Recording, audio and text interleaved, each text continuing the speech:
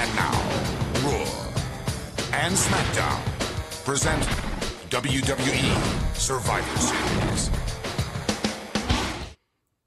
Alright, what's up you guys? I'm here with the Survivor Series 2004 pay-per-view review. So this is one I was looking forward to going back and watching because honestly I hadn't seen it in probably over a decade. Probably when I first bought this, which was a really long time ago. So this is one I was looking forward to.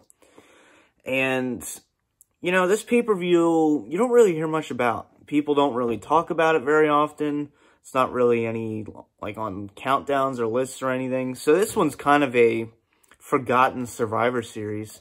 I think the thing it's most well known for is the DVD cover, to be honest, because people either love that or they hate it. So I think it's creative, even though, I mean, look at Undertaker. He looks like he's fucking constipated. But other than that, it's creative. So first we had the Fatal 4-Way match for the Cruiserweight Championship, which was Spike Dudley, Rey Mysterio, Chavo Guerrero, and Billy Kidman. And I thought this was a really fun opening match. I really enjoyed this one. You know, I used to love Ruthless Aggression era Cruiserweight action. And I may not be the biggest WCW fan, but I always loved their Cruiserweight division too. So, yeah, very good opening match. And then we had the Intercontinental Championship match, which saw Shelton Benjamin facing Christian. Good singles match. Honestly, that sounds like it should be a classic. You know, it's not an amazing match, but it does what it has to do. And with, you know, two of the best guys on the Raw roster at the time. And then we have, get ready. Oh, wait, no. First we're not ready yet. First, we had the SmackDown Survivor Series match. And this saw kind of a strange turn. Instead of the traditional 5-on-5s, which we're used to now, it's 4-on-4, which has happened in the past. It's not anything unusual per se, but I prefer the 5-on-5. And I just think it kind of, I don't know, makes it less prestigious, and it really doesn't. It was kind of a shorter match, which a lot of the times when you have shorter traditional Survivor Series matches, they're just kind of a clusterfuck. Just pinfall after pinfall after pinfall. Whereas, you know, if you do a 30-minute one, you can take your time. It can be a slow burn, really good competitive match. But think about it. You have to eliminate 7 people in these 4-on-4 matches.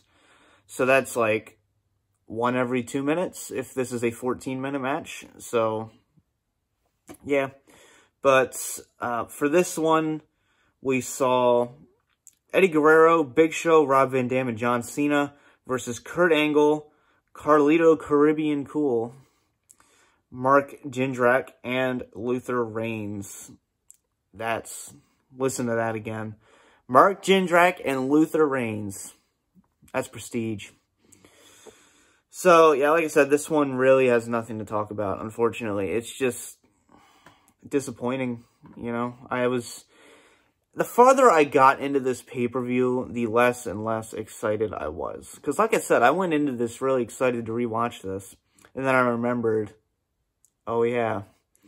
And then speaking of, get ready, The Undertaker versus Heidenreich at a Big 4 pay-per-view.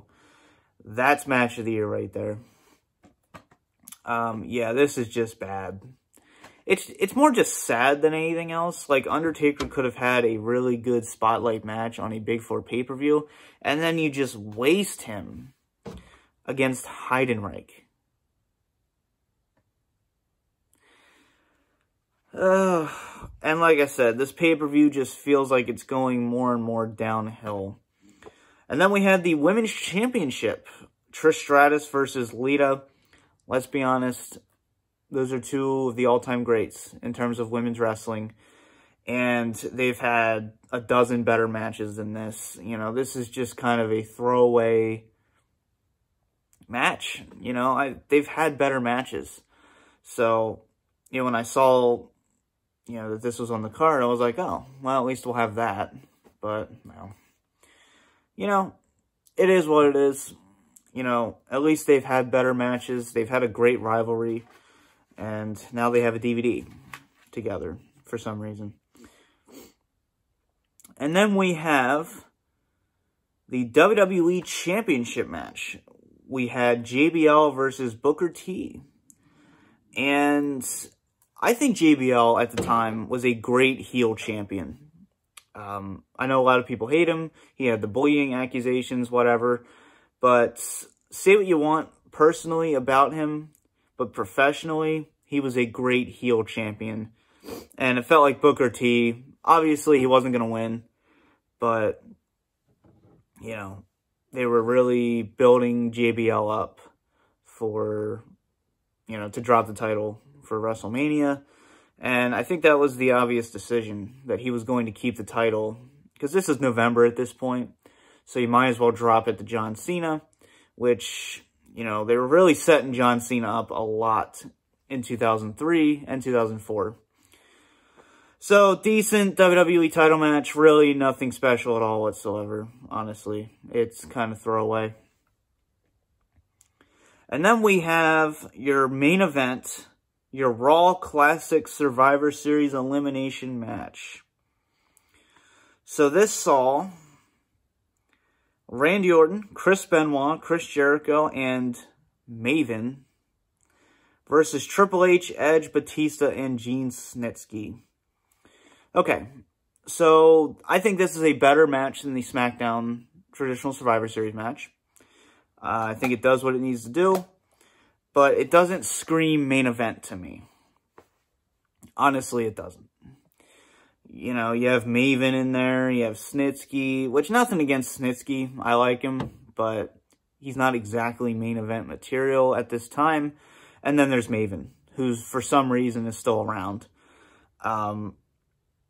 Yeah, he should have been gone by now. I can't stand Maven. But, you know, this, I don't know. You have to look at more than just the in-ring quality, you know. Yes, this match had in-ring quality. This whole pay-per-view had some in-ring quality to it. But, I don't know. I just feel like for a Big Four pay-per-view, you could have put together a better card. JBL and Booker T doesn't really do it for me. Heidenreich and The Undertaker. What the fuck? You know, that's like a Taboo Tuesday. Put that on Taboo Tuesday and we're fine. Actually, no, that was a Raw pay-per-view. Put it on Armageddon, and we'll be fine. So, yeah, you know, it is what it is. But overall letter grade for this pay-per-view, like I said, I felt like as the pay-per-view went on, it just kind of went downhill. It started off very strong, the first 4 matches. Well, let's see. First few matches were really good, and kind of set the pace for the rest of the night, and then unfortunately it didn't set the pace, and it just went downhill. So, overall, I'm going to give this pay-per-view a C. I don't hate this pay-per-view. I really don't dislike it. I think it's average, but for a Big Four pay-per-view with the roster you have here, they could have done a lot better. So I hope you guys enjoyed this. For now, this has been the DVD Freak. Peace out.